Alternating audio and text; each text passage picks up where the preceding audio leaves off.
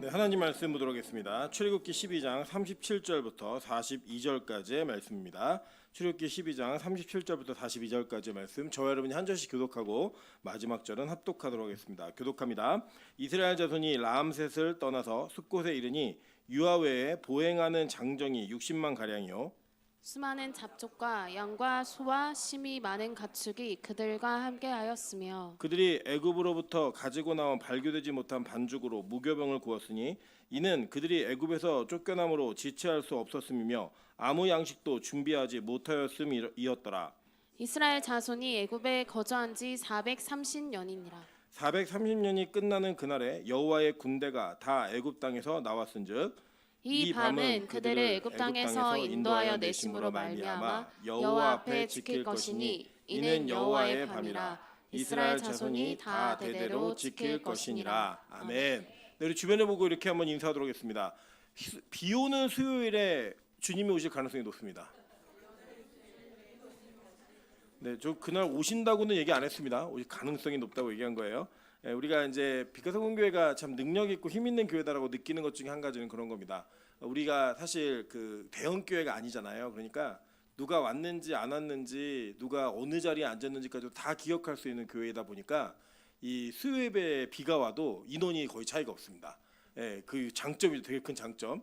하나님께서 우리 가운데 이렇게 예배에 대한 은혜와 사모함을 주실 때 이 예배에 대한 그 우리의 간절한 사모함들이 더욱더 견고해지고 더 뜨거워지는 그런 진짜 좋은 교회 되기를 주님의 이름으로 축원합니다. 네, 오늘은 출애굽기 37장 12장 37절부터 42절까지의 말씀을 가지고 여호와의 밤이라는 제목으로 하나님 말씀 증거하도록 하겠습니다. 이번 3주 동안 특세가 진행되는데 이번 주제가 뭐냐면 여호와의 밤, 여호와의 날, 선두주자요. 이게 주제예요. 그런데 이제 제가 이번 특세 때는 3주 동안 수요예배 설교를 다 하는데 한 주 첫 주에는 여호와의 밤, 둘째 주에는 여호와의 날, 그리고 마지막에 선두주자라는 제목을 가지고 이 말씀을 풀어갑니다. 이게 사실 제가 이제 조금 막간의 설명을 좀 드리면 저희 원장님 설교가 친절한 설교가 아니에요. 무슨 내용이냐면 성경을 잘 이해하고 있는 사람들은 알아들을 수 있는데 이해하지 못하는 사람들은 내용의 절반 이상은 거의 그냥 날린다고 보시면 됩니다. 그냥 근데 원장님 설교 장점이 뭐냐면 설교 안에 여러 가지가 다 들어있어요. 뭐 구호 외치기, 율동, 찬양 뭐 다 들어있다 보니까 애들도 은혜를 받고 다 이렇게 은혜를 받는데 여러분 이런 거예요. 우리가 뷔페를 가면 뷔페에서 가장 그 좋은 음식, 비싼 음식이 뭔지 아시죠? 가성비가 좋은 음식이 뭐냐면 이게 여러분 그 출장 뷔페를 시키면 더 오는 게 있고 덜 오는 게 있고 숫자가 이렇게 변동이 되어도 별로 변동되지 않는 음식이 있습니다. 그게 뭐냐면 변동되지 않는 건 비싼 거예요, 싼 거예요? 예? 비싼 게 크게 변동이 안 돼요. 무슨 말이냐면 그거를 많이 해주면 가게가 손해를 본단 말이에요. 근데 이제 예를 들어 김밥 같은 거는 많이 줘요, 적게 줘요? 많이 줘도 되죠. 그런 거는 가격이 얼마 되지 않으니까. 저는 우리 빛가서공교회가 뷔페집에 가가지고 김밥 떡볶이만 먹다 오는 교회가 되지 않기를 소망합니다. 가면 뭐부터 잡아야 돼요? 그죠? 비싼 거부터. 그죠? 우리가 평소에 먹지 못하는데 거기 가면은 마음껏 먹을 수 있는 것부터 먹어야죠. 그죠? 뷔페집 가서 김밥 먹는 거는요, 그거는 정말 돈을 버리고 오는 행위입니다. 그럼 이게 무슨 얘기를 제가 들려고 얘기 드렸냐면 특별 집회가 있을 때 예배가 막 진행되잖아요. 근데 그 예배가 진행되는 과정 속에서 진짜 우리가 들어야 될 귀한 말씀이 있단 말이에요. 그런데 그거를 들으면서 은혜를 받으시고 정말 그 계란으로 따지면 노른자위가 있는 그 부위를 탁 드셔야지만 이 진짜 특세가 효력이 있는 건데 이거를 듣지 못하면 여러분 뭐 하다 오시냐면 거기다 분위기만 보다 오시는 거예요. 여기 에어컨이 잘 되네, 바닥이 시원하네, 이런 거에 은혜 받고 오시면 안 된다는 겁니다. 그래서 저는 이 3주 동안에 여러분에게 어떤 말씀에 대한 이해와 이 주제가 우리에게 무엇을 말하고 있는지를 정확하게 설명을 드리려고 해요. 이 말씀을 들으시면서 잘 기억하시고 특세의 진짜 귀한 은혜를 다 가져가시는 빛가서공교 되시기를 주님으로 축원합니다. 네, 자, 그런 의도에서 오늘 출애굽기 12장을 한번 보도록 할게요. 먼저 보시면 오늘 읽으신 여러분 마지막 42절을 보면 여기 어떤 단어가 나오냐면 여호와의 밤이라라고 하는 단어가 성경 전체에 유일하게 나옵니다. 그러니까 이제 여호와의 그러니까 밤이라는 단어, 여호와라는 단어 많이 나오죠. 근데 여호와의 밤이라는 단어는 여기에 단 한 번 등장을 해요. 그렇다면 이것이 어떤 의미가 있었는지를 우리는 좀 문화적인 배경과 역사적인 배경 속에서 살펴봐야지만 내용을 이해할 수 있단 말이에요. 그 내용이 무엇인지를 한번 살펴보면 먼저는 이 첫 달로 정해진 이 아비벌과 동일한 단어인 니산월이 무엇인 뜻인지를 좀 볼 필요가 있다고 생각합니다. 먼저 출애굽기 12장 1절부터 3절 한번 볼게요. 여호와께서 애굽 땅에서 모세와 아론에게 일러 말씀하시되 이 달을 너희에게 달의 시작 곧 해 첫 달이 되게 하고 너희는 이스라엘 온 회중에게 말하여 이르라 이 달 열흘에 너희 각자가 어린 양을 취할지니 각 가족대로 그 식구를 위하여 어린 양을 취하되라고 얘기해요. 자, 이제 이 6월절의 시작이죠. 그러니까 우리가 읽은 42절에 여호와의 밤이다라고 하는 거 6월절이에요. 근데 이 6월절이 시작되는 달이 하나님이 정해 주셨는데 그게 아비벌이에요. 근데 이 아비비란 뜻이 무슨 뜻이냐면 익기 전에 보리, 푸른 보리란 뜻입니다. 예, 그래서 뭐 린덴바움 이런 거 보리밭 이런 거 있잖아요. 그런 뜻처럼 이 아빕이란 뜻은 익지 않은 보리란 뜻이에요. 그러니까 이게 언제 익어요? 보리는? 예? 보리를 언제 추수하죠? 예? 아니 우리나라에서 말고요.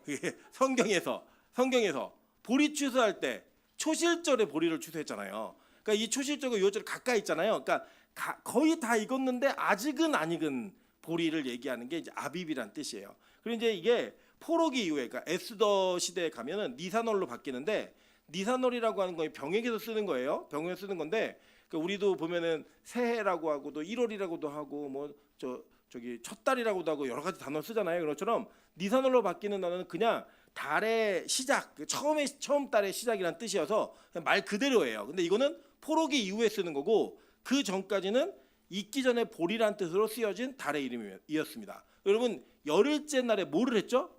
근데 이 아비브 열흘째 양을 선택을 하잖아요. 그죠? 예, 선택을 하는 게 나오는 거예요. 여러분 그래서 이거 기억나시면 이제 2부 예배 드리신 분들 기억나시겠지만 속죄일이 언제예요? 그렇죠. 티실이 일곱째 달 10일. 그러니까 딱 6개월 차이로 유대력은 음력이기 때문에 한 달에 30일이에요. 무조건. 이 30일짜리 달력이 딱 6개월 차이로 이 6월절과 대속죄일이 이렇게 딱 놓여져 있는 거예요. 자, 그러면 10일이 딱 정확하게 있는데 어쨌든 그 달까지 이제 열흘째 양을 택해 가지고 열 나흘째, 그러니까 14일째에 뭐래요? 양을 잡아요. 예, 볼게요. 한번 6절에 이달 열 나흘까지 간직하였다가 해질 때에 이스라엘 회중이 그 양을 잡고라고 얘기했어요. 자, 그러니까 이 아비벌 그리고 열흘째라고 하는 것은 굉장히 큰 의미가 중요한 의미가 있었던 이스라엘의 절기였다라는 거. 이걸 이해하시면 되는 거예요. 먼저는. 자, 그런데 이게 아주 재밌는 표현이 있어요. 6절에 보시면 해질 때에라고 번역이 되었잖아요. 해질 때에. 그런데 찾으셨어요? 네, 해질 때에 이렇게 있는데 이 해질 때라고 하는 히브리어 원어가 무슨 단어냐면 그거 보면은 두 저녁들 사이 보이세요? 맨 밑에 첫 단의 맨 밑에 간지 첫 단 찾으셨어요? 이거 오타가 나가지고 원래 저를 옆으로 넘어가야 되는데 글씨체를 조절하니까 일로 넘어왔어요. 이게 베인 하 아르바임이에요. 근데 베인이라는 뜻이 뭐냐면 우리나라 단어는 사이에란 뜻이고 영어로는 비트윈이란 뜻이에요. 그리고 이 하르바임이라고 하 아르바임이라고 하는 것은 뭐냐면 저녁이라는 단어의 복수형이에요. 저녁들이란 뜻이에요. 그러니까 우리는 잘 안 쓰는 단어죠. 잘 안 쓰는 단어인데 이 유대인들에게는 이 저녁을 두 가지로 나누는 의미가 있었습니다. 예를 들자면 우리가 이렇게 얘기해요.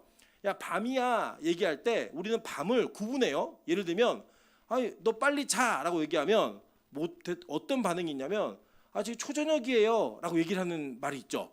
그리고 야 한밤중인데 왜 아직도 안 자니 이렇게 얘기를 해요. 같은 저녁인데 초저녁과 한밤중은 저희는 시간으로 딱 구분하지는 않아요. 그런데 그게 약간 어떤 개념은 있죠. 그죠?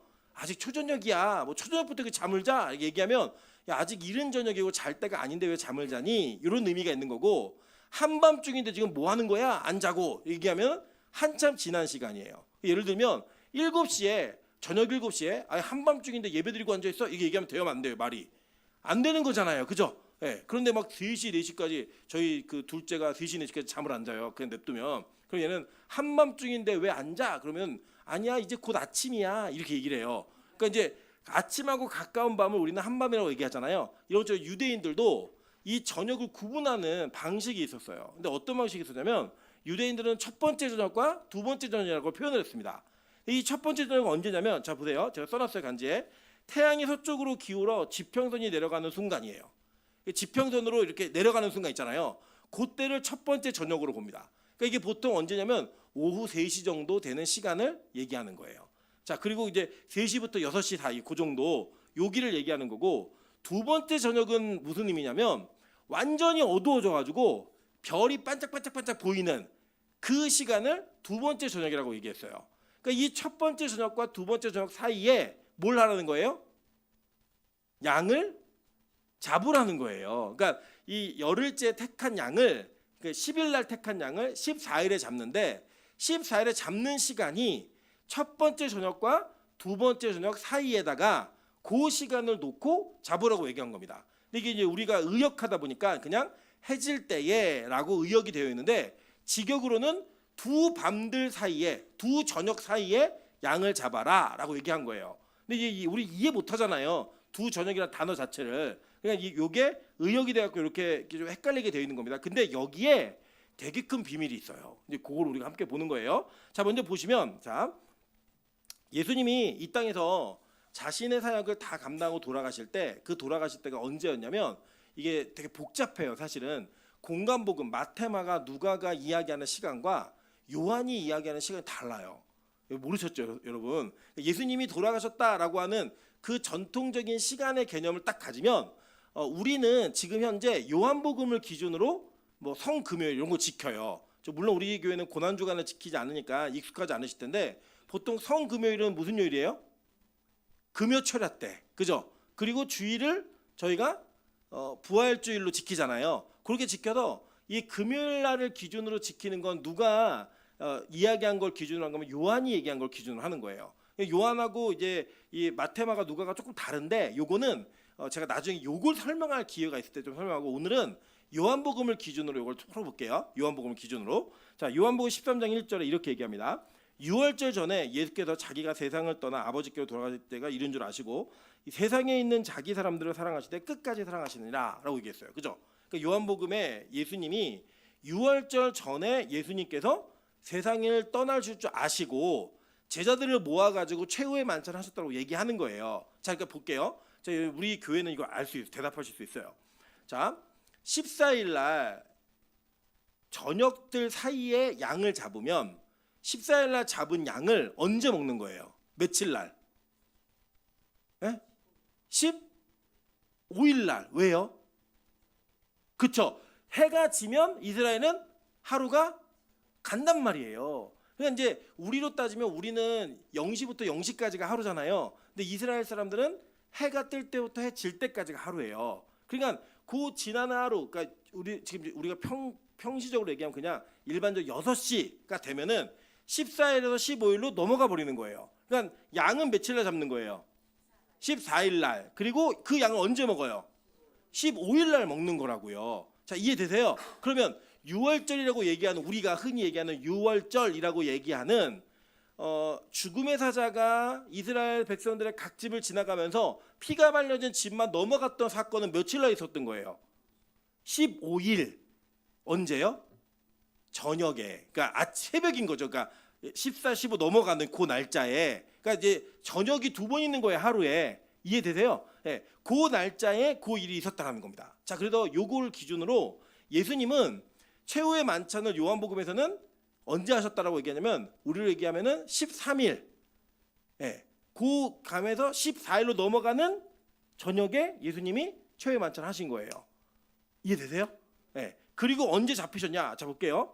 자, 요한복음 18장 28절 한번 볼게요. 그들이 예수를 가야바에게서 관정으로 끌고 가니 새벽이라. 그들은 더럽힘을 받지 아니하고 6월절 잔치를 먹고자 하여 관정에 들어가지 아니하더라라고 얘기했어요. 자, 여러분 우리 기억나시죠? 유대인들 구약의 율법을 기준으로 하면 유대인들은 부정한 것에 접촉하면 자기도 어떻게 되는 거예요?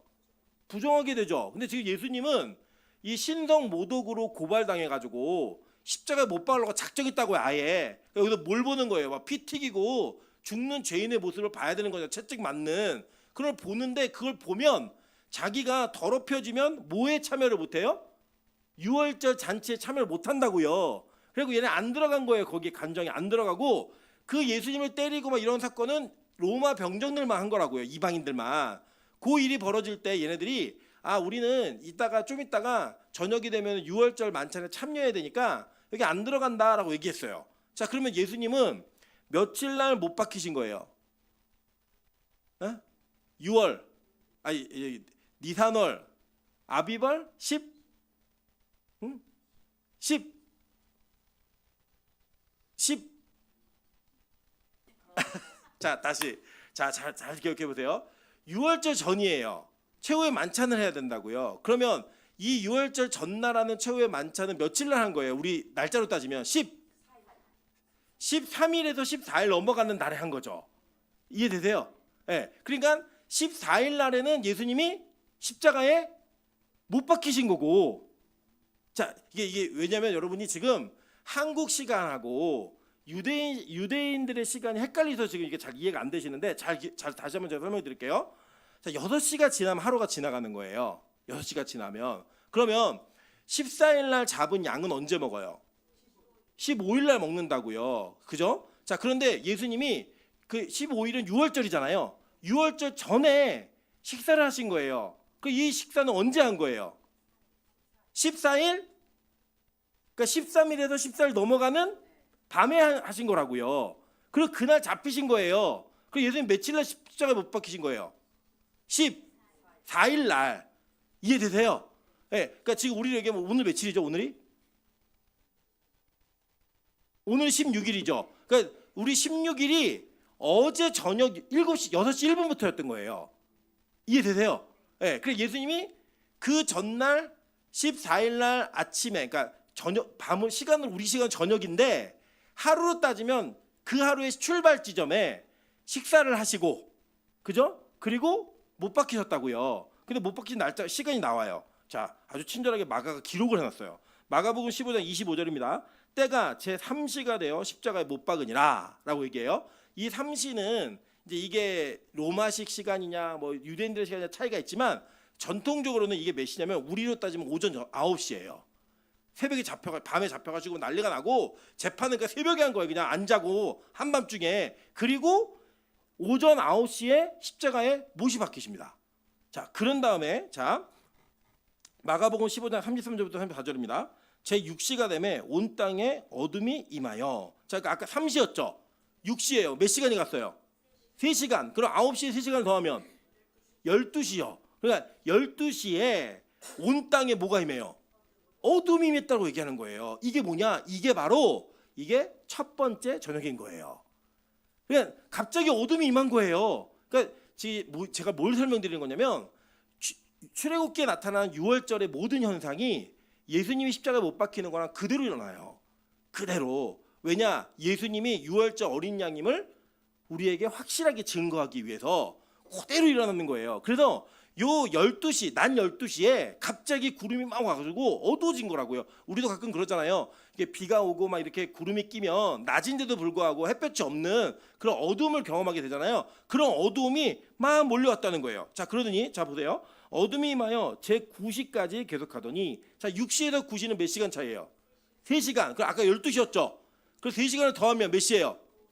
오후 3시라고요. 그죠? 자, 오후 3시에 자 제 9시에 예수께서 크게 소리 지르시되 엘리 엘리 라마 사막다니 하시니 이는 번역하면 나의 하나님 어찌하여 나를 버리셨나이까 하는 뜻이라 라고 얘기를 해요. 그죠? 자, 이거 요한복음에서도 동일하게 이 얘기를 합니다. 한번 읽어볼게요. 요한복음 19장 14절 31절부터 34절 한번 읽어보겠습니다. 시작.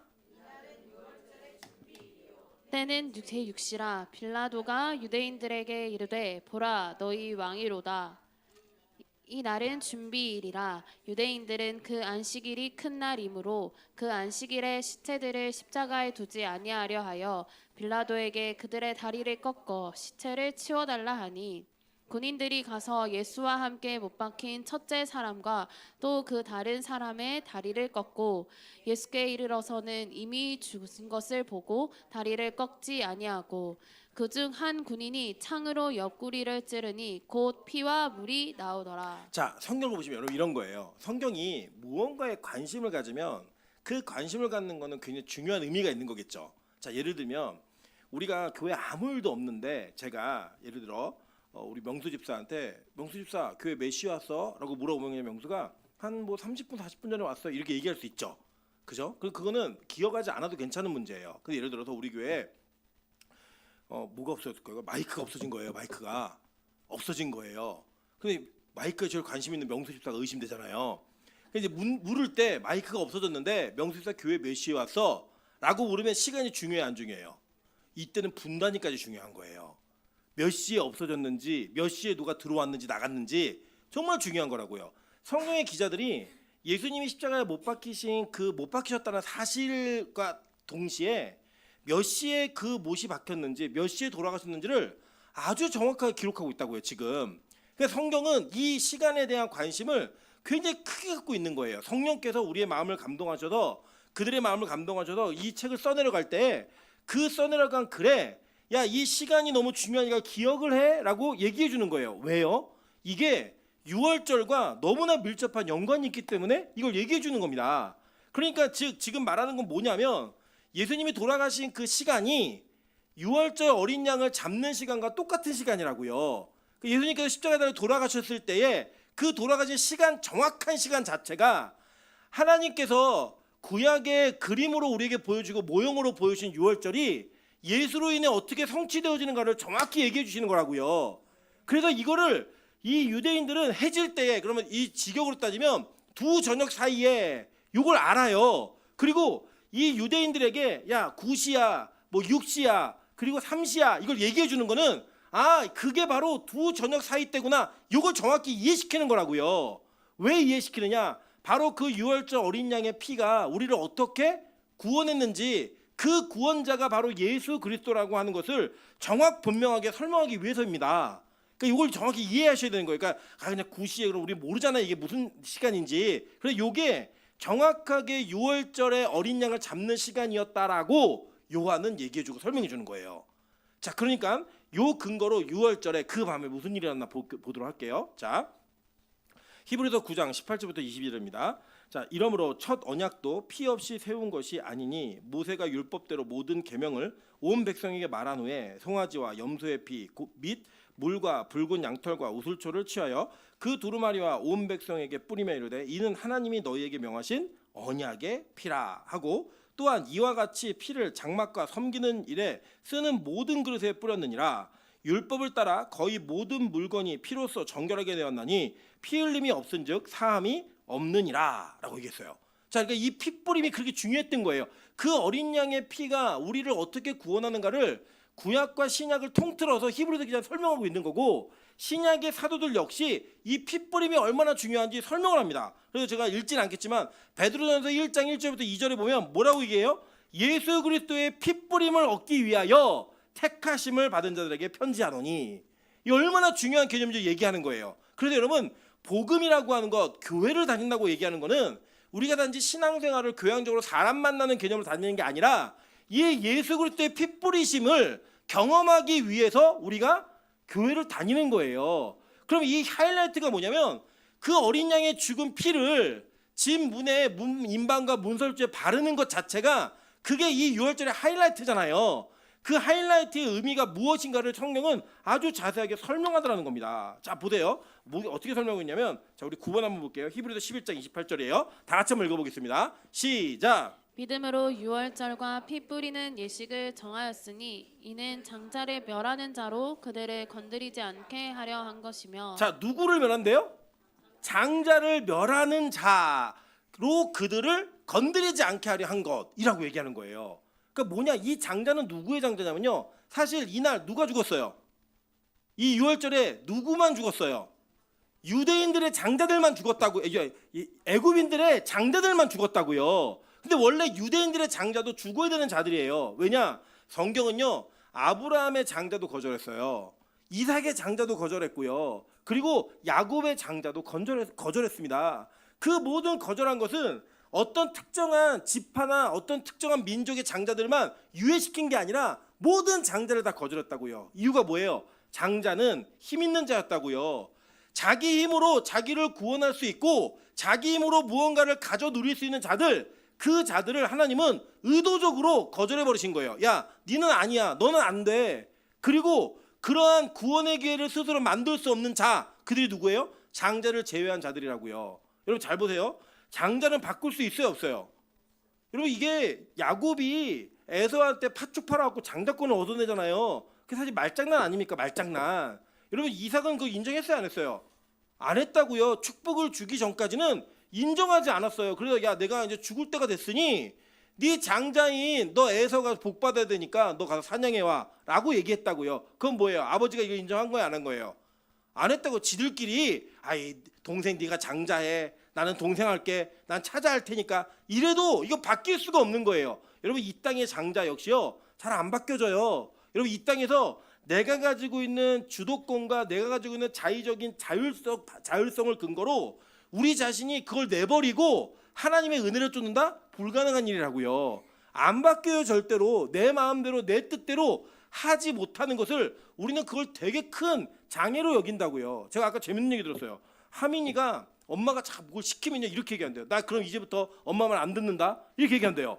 아니 그 조그만 게 이제 내 엄마가 나를 자꾸 이렇게 압박하면 나 이제부터 엄마 말 안 들어? 협박을 하더라는 거예요. 이유가 뭐예요? 내 힘대로 못하게 만드니까, 내가 가지고 있는 거 못하게 만드니까. 그게 여러분 악인의 증거예요. 누구 닮아서 그러겠어요? 네, 여기 있는 악인을 닮아서 그런 거예요. 우리 모두를 닮아서 그런 거라고요.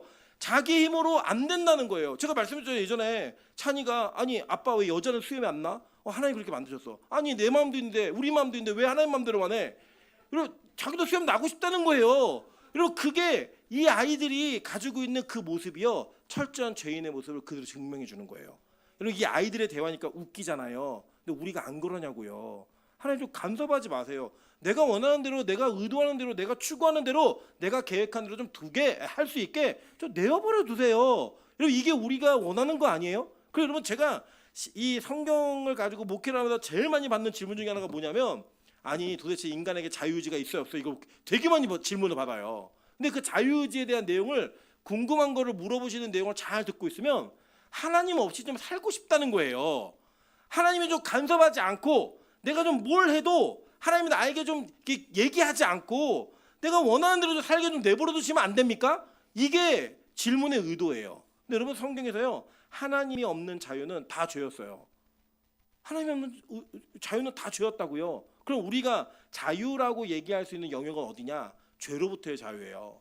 죄를 지을 수밖에 없는 존재인데 그 죄를 야, 나 너 안 질 거야 라고 끊는 그 자유가 우리에게 있는 거라고요.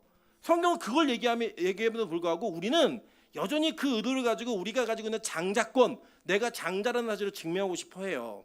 그래서 여러분 원래는 이 이스라엘의 애굽의 10가지 재앙이 임할 때 첫 번째부터 아홉 번째까지는 직접적으로 간접적으로 이스라엘 백성들은 거기서 유예됐어요.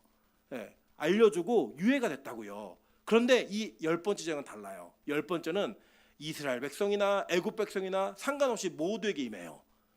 모든 죄인에게 임하는 형벌이었어요. 근데 그게 이제 언제 이루어진 거냐면 두 번째 밤에. 그 두 번째 밤에 모두에게 이루어질 때에 유일하게 살 수 있는 방법을 알려주신 게 그 어린 양의 피를 발라 그 피에 머리부터 발끝까지 다 적셔지는 그 은혜로만 살 수 있게 만드셨다고요. 그게 여러분 구원인 겁니다. 그러니까 이 여호와의 밤이라고 하는 거는요 어떤 이들에게는 죽음과 심판의 밤이고 어떤 이들에게는 가장 큰 저주로부터 구원받는 은혜의 밤이라고요. 그래서 성경은요 이거를 의도적으로 우리에게 설명하며 이때 구원받은 장자들, 이때 살아남은 장자들이 어떤 존재들인지를 우리에게 이야기해주고 있어요. 한번 볼까요? 민수기 3장 40절부터 43절입니다. 여호와께서 또 모세에게 이르시되 이스라엘 자손에 처음 태어난 남자를 1개월 이상으로 다 계수하여 그 명수를 기록하라. 나는 여호와라. 이스라엘 자손 중 모든 처음 태어난 자 대신에 레위인을 내게 돌리고 또 이스라엘 자손의 가축 중에 모든 처음 태어난 것 대신에 레위인의 가축을 내게 돌리라. 모세가 여호와께서 자기에게 명령하신 대로 이스라엘 자손 중 모든 처음 태어난 자를 계수하니 1개월 이상으로 계수된 처음 태어난 남자의 총계는 22,273명이었더라 라고 얘기해요. 그러니까 레위인들을 다 모으셨는데 레위인을 왜 모았냐? 이유가 뭐냐면 장자들 너희들 원래 다 애굽에서 죽어야 되는 존재들인데 너희들 내가 살렸어. 그러니까 이제 너희는 다 내 건데 너희 장자들 다 내가 데리고 오면 이스라엘 이 시스템이 무너지니까 레위인 너희가 헌신해. 너희 레위인이 전체가 다 이스라엘 백성들의 장자를 대신한 개수로 오는 거야. 그래서 이 숫자를 맞춰요. 그래서 모자른 거는 속전을 내 가지고 채운다고요. 그래서 그 채운 자들의 이 명수가 바로 레위인들의 숫자이고 거기에 모자른 속전을 낸 이 숫자가 이스라엘 전체 장자들의 숫자였어요. 이들이 대신낸 거예요. 그 레위인들이. 그래서 이 레위인들이 헌신된 자라고 얘기하고 그 레위인들 제사장들을 하나님의 소유로 삼으신 거예요. 그게 누구다? 신약으로 넘어오면 여러분이 왕 같은 제사장인 거예요. 그래서 세상의 장자들이었고 원래 죽어야 되는 장자들에게 구원이라고 하는 은혜를 더 베푸셔서 구원하신 그 은혜가 임한 자들이 누구다? 하늘의 장자인 거예요. 한번 볼게요. 히브리서 12장 22절부터 24절입니다. 그러나 너희가 이른 곳은 시온산과 살아계신 하나님의 도성인 하늘의 예루살렘과 천만 천사와 하늘에 기록된 장자들의 모임과 교회 만민의 심판자이신 하나님과 및 온전하게 된 의인의 영들과 새 언약의 중보자이신 예수와 및 아벨의 피보다 더 나은 것을 말하는 뿌린 핀이라. 여기에 뭐라고 얘기해요? 예루살렘의 천만 천사와 하늘에 기록된 장자들의 모임이라고 얘기하잖아요. 이게 누구예요? 구원받은 백성들이라고요. 누가 장자인 거예요? 그러니까 네, 저와 여러분이 다 장자로 두 번째 밤에 구원받은 자들이라고요. 성경을 얘기해 주는 거예요. 그래서요, 잘 보세요. 자, 이제 여기부터는 이제 빛과 소금교회만 이해할 수 있는 내용이에요. 지금부터는 잘 들으세요. 자, 우리가 제가 이제 설명을 드렸잖아요. 예를 우리나라에서 야, 우리 해돋이보러 가자. 그럼 어디로 가야 돼요? 서해로 가면 바보예요. 그죠? 해돋이보러 가는데 서해로 가면 바보고, 제 예전에 해돋이보러 가자고 송구영 신임을 마치자마자 열심히 애들 데리고 달리다가 고속도로에서 해를 봤어요. 차가 너무 밀려가지고 해가 고속도로에 뜨더라고요. 근데 그때 어디로 가냐면 경포대로 간다고 막 가는 도중에 막 해가 뜨는 거예요. 근데 그때 야, 차 밀리니까 우리는 서해에 가서 해를 보자라고 얘기하면 이거 뭐예요? 바보죠, 그죠? 자, 이스라엘에서는 바다로 가자 그럼 어디로 가야 되는 거예요? 에? 예, 우리랑 반대로 그래 서쪽으로 가야 돼요. 그러면 지중해를 보는 거예요. 지중해를. 야, 바다 보러 가자라고 얘기해요. 그래서 제가 말씀드렸죠. 이 바다라는 단어로부터 얌이라는 단어가 서쪽이라는 단어라고 얘기했었잖아요. 기억나시죠? 자, 그런데 잘 보세요. 자, 동일하게 해가 어느 쪽에서 떠요? 동쪽. 이거 오래 생각하셔야 돼요. 자, 다시 해가 어느 쪽에서 떠요? 동쪽. 그럼 해가 어느 쪽으로 쳐요? 그 서쪽으로 진단 말이에요. 그 이 해가 서쪽으로 지면 서쪽으로 짐과 동시에 뭐가 오는 거예요? 그렇죠. 밤이 오는 거예요. 이게 되게 어려운 진리죠. 그죠? 해가 떠서 서로 지면 뭐가 오는 거예요? 밤이 오는 거예요. 해가 지면. 그죠? 그래서 이 동과 서에 대한 개념을 우리 지난주 금요일 날 배우셨죠? 동쪽으로 가면 타락의 방향성, 서쪽으로 가면 회복의 방향성이었다고요. 그러니까 이 서쪽이라고 하는 단어, 이 해가 지는 곳이라는 단어와 저녁이라는 단어의 어근이 같아요. 동일한 단어라고. 이 단어가, 이 어근이 그 뿌리가 같대. 거기서 파생된 단어예요. 그러니까 지금 이 해가 동쪽에서 떠가지고 서쪽으로 지는 이 장면 속에서 뭘 얘기하는 거냐면, 자, 여호와의 밤은, 우리는 보통 밤을 무서워해요. 두려움, 막 귀신 나오는 건 낮엔 안 나오고 밤만 나온다고 생각하는데, 여호와의 밤은요 뭘 얘기하는 거냐? 우리가 그러니까 하나님을 떠나서 타락했던 자들이 다시 회복되는 밤을 이야기해 주는 거예요. 그리고 여러분 잘 보세요. 성막의 가장 서쪽에 있는 장소는 어디였어요? 지성소. 자, 지성소에는 그 지성소를 뭘로 막았어요? 휘장으로 막았죠. 근데 그 휘장의 두께가 유대인들의 전세기에 하면 손바닥만 했다고 얘기해요. 저는 물론 그건 믿진 않아요. 왜냐면 그 정도 된 천을 걸어놓으면 버틸 나무가 없어요. 다 부러져요. 그러니까 버틸 수 있는 기둥을 만들기가 힘들어요. 근데 어쨌든 그 정도로 두꺼웠던 거예요. 안막 정도로. 그러니까 지성소는 그러면 밝았을까요? 어두웠을까요? 어두웠겠죠. 그죠? 지성소는 어두웠던 거예요. 근데 그 어두운 곳에 누가 계시는 거예요? 에? 그 당시에 너무 신앙으로 빨리 오지 마시고, 자, 지성소에 누가 임재하시는 곳이었어요? 하나님의 임재, 여호와의 임재가 있었던 곳이라고요. 그곳이 자 어땠다고요? 깜깜했다고요. 거기가 밤이었단 말이에요. 거기가 그 밤에 그 깜깜한 곳에 들어가면, 자, 그 깜깜한 곳에서 두 그룹 사이에 뭐가 나와요? 법궤가 이렇게 두 그룹이 이렇게 날개 마주하고 있잖아요. 거기 누가 나왔어요? 거기에 그 그룹이 천사예요. 그룹이 천사. 자, 천사가 날개를 마주하고 있는데 모세가 때로는 아론이 그 안에 들어가면 여호와와 대화를 나눌 때 거기서 뭐가 나타나는 거예요? 불이 나타난다고 얘기했잖아요. 그래서 그 불로 대화를 나눴던 거예요. 하나님의 형상이었다고요. 그게 이미지. 그러니까 지금 어두운 곳에서 하나님의 임재가 나타나서 자, 대제사장이 들어갈 때는 대속죄일, 이스라엘 전체 공동체의 죄가 사해지는 그 날이었죠. 모세가 들어갈 때는 하나님께 물을 때마다 들어갔다고요. 그래서 그 뜻과 하나님의 계획을 알게 되는 장소였다고요. 거기가. 그게 바로 어디냐? 깜깜했던 밤 가운데 오는 빛, 그 빛을 통해 하나님을 만난 거예요. 자, 보세요. 창세기 1장 1절부터 2절부터입니다. 땅이 혼돈하고 공허하며 흑암이 깊음 위에 있고 하나님의 영은 수면 위에 운행하시니라. 그때 자, 뭐가 나타나요? 빛이 있으라. 빛이 등장하는 거예요. 이 여호와의 밤은 뭐냐면, 자 보세요. 우리가 보통 그러잖아요. 야, 밤이 깊으면 새벽에 가까이 온 거야. 이 얘기를 하잖아요. 그러니까 그 두 번째 밤은 누가 오기 직전인 거예요. 그렇죠? 하나님의 임재가 나타나기 직전인 거예요.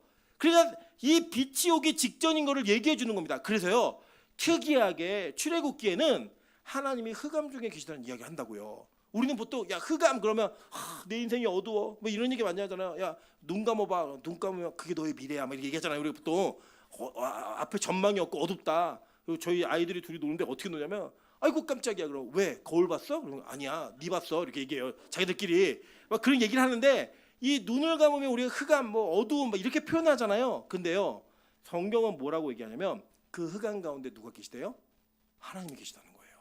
볼까요? 자, 출애굽기 출애굽기 20장 21절부터 볼게요. 20장 21절.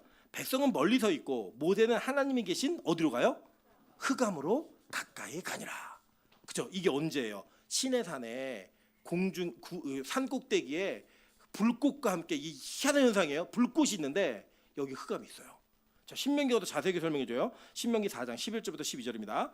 너희가 가까이 나와서 산 아래에 서니 그 산에 불이 붙어 불길이 충천하고 어둠과 구름과 흑암이 덮었는데 여호와께서 불길 중에서 너희에게 말씀하시되 음성뿐이므로 너희가 말소리만 듣고 형상은 보지 못하였느니라 라고 얘기해요. 자, 그러니까 시내산에서 불 가운데 임하셨던 하나님이 흑암에 계셨잖아요. 그게 성막으로 그대로 옮겨온 거죠. 그죠? 이제 좀 생각이 되세요? 이게 이미지가 그거를 지금 예수님이 이 땅에서 그대로 이루시는 거라고요. 자, 그게 뭐냐? 바로 여호와의 밤인 거예요.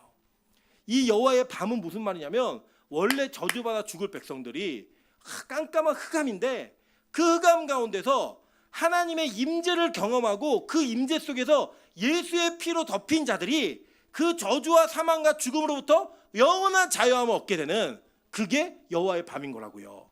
자, 오늘 본문을 보겠습니다. 본문. 이게 완전히 정리 끝이에요. 자, 볼게요. 이스라엘 자손이 37절입니다. 이스라엘 자손이 라암셋을 떠나서, 자, 라암셋이 어떤 곳이었어요? 자, 이스라엘 백성들이 노동하던 곳이었어요. 뭘 만들었죠? 이들이 벽돌을 만들었다고요. 자, 벽돌을 만들었을 때 이들이 뭐 했어요? 아바드 했어요. 아바드 했던 자들이, 자, 이 라암셋을 떠납니다. 떠나서 어디에 이르러요?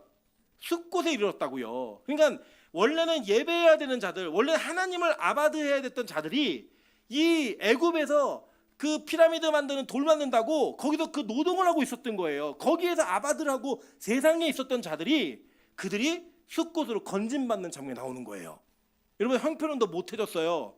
그 당시 애굽은 최고의 문명과 문화와 모든 재력과 모든 걸 다 갖고 있었던 나라였다고요. 그 나라로부터 출애굽한 자들이 온 데가 어디예요? 숲곳이라는 곳에 이르러서 거기에서 하나님을 경외하는 아바드를 하고 있는 거예요. 그 유월절을 통해 이제 세상을 예배하던 자들이 하나님을 예배하는 자로 바뀌어지는, 그게 바로 여호와의 밤이라고요.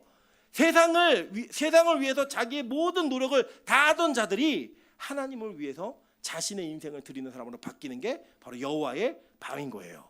자, 그때 몇 명이 나타나냐 볼까요? 자, 유아 외에 보행하는 장정이 몇 만이에요? 60만. 이 60만이요, 뭘 받은 거예요? 구원을 받은 거라고요.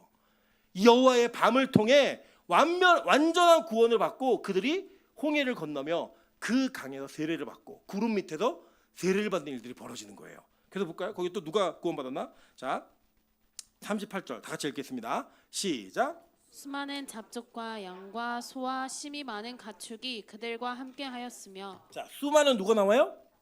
잡조, 여기에는 모세랑 결혼했던 구스 여자도 있고요. 여기에는 갈렙도 있고요. 여기에는 우리가 알고 있는 구원받은 이스라엘 공동체의 수많은 이방 민족들, 그들의 모든 명단이 여기 다 기록되어 있는 거예요. 이름으로 기록되지 않았지만 하늘나라의 명단에 이 장자들의 모임 가운데 그들이 다 들어간 거라고요. 이 여호와의 밤에 무슨 일이 벌어지는 거냐? 구원받을 자격이 없는 자들, 심지어는 선택받은 민족이 아니라고 평가받는 다른 민족들까지도 그 예수의 핏뿌림에 동참되어지니까 무슨 일이 벌어져요? 구원받는 은혜가 벌어지는 거예요. 그럼 그게 바로 여호와의 밤이라고요. 그래서 여러분, 이 특세를 우리가 왜 하냐? 다른 거 아니에요. 출애굽하려고 하는 거예요. 세상에 매여 있고 세상의 생각에, 세상에 추구하는 것들에 여러분 매여 있던 자들이 이 특세라는 아주 특별한 집회 기간을 통하여 하나님, 내가 이제는 예수의 핏뿌림으로 말미암아 세상을 아바다하는 자가 아니라 하나님을 예배하는 자로 하나님 부름 받았습니다. 그걸 고백하는 거라고요. 그럼 뭘 먹어요? 그러면서 무교병을 먹잖아요. 무교병을. 여러분, 이 유교병과 무교병 차이점 아시죠? 그죠? 부풀어 오름으로 인해 교만, 거짓, 자기를 포장하는 거, 이런 거 다 벗겨내고 진짜 살아계신 하나님, 그 하나님만을 먹고 사는 존재라고 고백하는 예수를 먹는 존재가 되는 거예요. 그래서 이 발효되지 않은 떡을 먹잖아요. 유월절 날. 그게 여기에 포함되어지는 내용이라고 성경은 얘기하는 겁니다. 근데 그 날짜가 몇 년이에요? 430년. 이제 하나님 때가 찬 거예요. 여호와의 밤이라는 그 주제가, 그 문장과 단어가 여러분들 어떻게 들리셔야 되냐면, 하나님이 이제 때가 차서 나에게 이 말씀을 들려주시는구나. 때가 차서 내가 이제는 포로로부터 해방되어지는 세상의 노예였고 죄의 노예였던 내가 하나님의 자유인으로, 복음의 자유인으로 부름받는 장면이 오늘 등장하는 거예요. 예수님이요, 하나님이요, 이 이야기를 갖고 이렇게 얘기하신 겁니다. 이 밤은 그들이 애굽 땅에서 인도하여 내심으로 말미암아 여호와 앞에 지킬 것이니 이는 무슨 밤이다? 여호와의 밤이다 라고 얘기했어요. 자, 이게 구약 성도들에게 일어났던 일이라면 이 이야기가 신약 성도들에게 그대로 옮겨지는 거예요. 자, 우리 다시 한번 이걸 기억하면서 읽어보시겠습니다. 마가복음 15장 33절부터 38절이에요. 여러분 이거 다 읽으신 거예요. 자, 제가 읽어드릴게요. 제6시가 되매 온 땅에 어둠이 임하여 제9시까지 계속하더니 제9시에 예수께서 크게 소리 지르시되 엘리 엘리 라마 사박다니 하시니 이를 번역하면 나의 하나님 나의 하나님 어찌하여 나를 버리셨나이까 하는 뜻이라. 곁에 섰던 자 중에 어떤 이들이 듣고 이르되 보라 엘리야를 부른다 하고 한 사람이 달려가서 해면에 신포도주를 적시어 갈대에 꿰어 마시게 하고 이르되 가만두라. 엘리야가 와서 그를 내려주나 보자 하더라. 예수께서 큰 소리를 지르시고 숨지시니라. 이에 성소 휘장이 위로부터 아래까지 찢어져 둘이 되니라. 이 구원의 길이 열려버리는 거예요.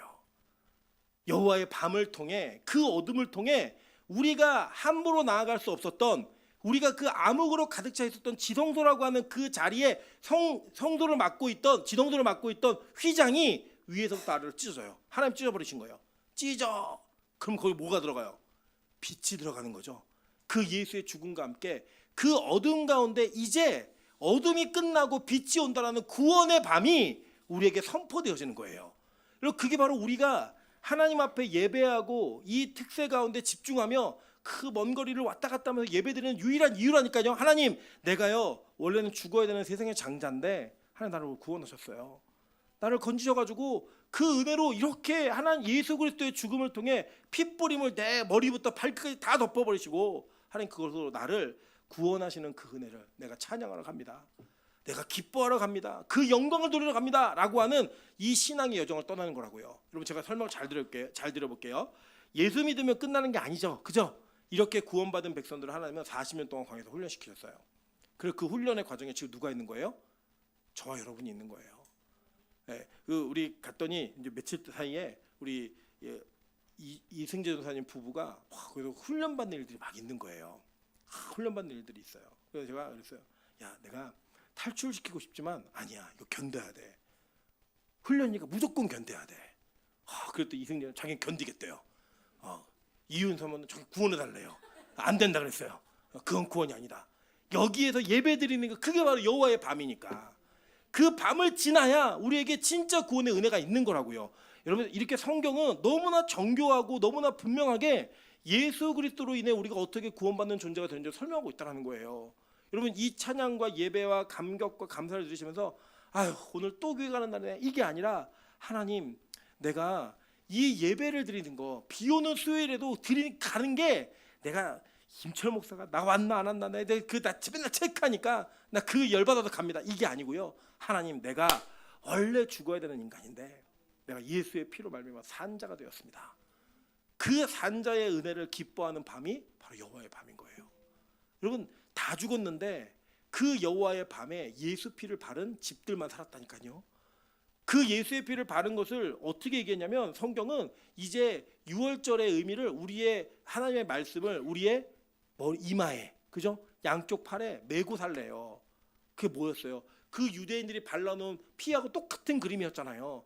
그 그림의 은혜를 누리며 살라는 거예요. 그럼 말씀으로 우리를 채우는 거예요. 채우는 거. 시간이 되고 가능하신 분들이라면 내가 매일 예배 빠지지 않는다. 내가 특세 빠지지 않고 진짜 그 은혜가 내 머리끝부터 발끝까지 다 덮는 그 은혜를 경험하겠다. 그게 뭐예요? 말씀의 힘이라고. 말씀의 힘. 그리고 그 말씀이 바로 예수고 그 예수가 우리를 피로 적시는 게 지금 우리 교회에서 피 뿌려주지 않잖아요. 그 물리적인 피를 얘기하는 게 아니라 하나님의 말씀이 내 머리부터 발까지 전체를 다 덮는 거예요. 그리고 우리의 죄를 가리워내고 우리의 죄를 씻어내고 우리의 죄를 바꾸어내는 그런 은혜로 우리 살아가는 거라고요. 60만이요 광야에서 다 죽어요. 다 죽잖아요. 다 죽는데 그들에게 그의 자녀들인 60만이 태어납니다. 그게 세 사람이었다고요. 지금 그 세 사람을 만드는 일을 우리가 하고 있는 거예요. 기도로, 찬양으로, 예배로. 여러분 싫잖아요. 힘들잖아요. 근데 자기를 죽이기 위해 그걸 하는 거예요. 이번에 제가 이제 어떤 마음의 감동이 아니면 하나님 제가 처음으로 그런 생각이 들었어요. 설교하는 게 너무 행복한데 저 좀 오랫동안 설교하고 싶습니다. 그러니까 긴 시간이 아니고 너무 긴장하지 마세요. 길게 하겠다는 게 아니라 저 인생에 오랫동안 설교를 하고 싶습니다. 이런 마음이 제 안에 정말 진심으로 생겼어요. 그래갖고 내가 살을 빼야겠다. 내가 건강관리를 해야겠다. 이 마음이 저에게 진짜 생긴 거예요. 제가 이제 혼자 하면 잘 안 될 것 같아갖고 우리 교회 뚱땡이들 모았어요. 뚱땡이들 모아가지고 자 우리 10만 원씩 내고 제일 먼저 몸무게 10%를 감량하는 사람에게 이 모든 걸 다 주자. 그리고 한 달을 기점으로 해서 요요가 오면은 먹은 돈 다 토해내자. 얘기해갖고 지금 그 진행 중이에요. 네, 할렐루야. 그 뚱땡이 누군지 얘기 안 할 거예요. 어쨌든 몸무게 공개하면 돈 다 엎어내고 하기로 했어요. 다 하는데요. 이거를 딱 우리가 결정하자마자 찬양할 때 그들의 몸새가 달라지기 시작했어요. 어떻게 뛰냐면 처음엔 이렇게 하던 사람들이 막 이렇게 하고요. 이렇게 살짝 뛰는 사람이 높이 뛰면서 막 찬양하기 시작했어요. 왜냐? 그 시간이라도 빼보겠다는 거예요. 그 시간이라도.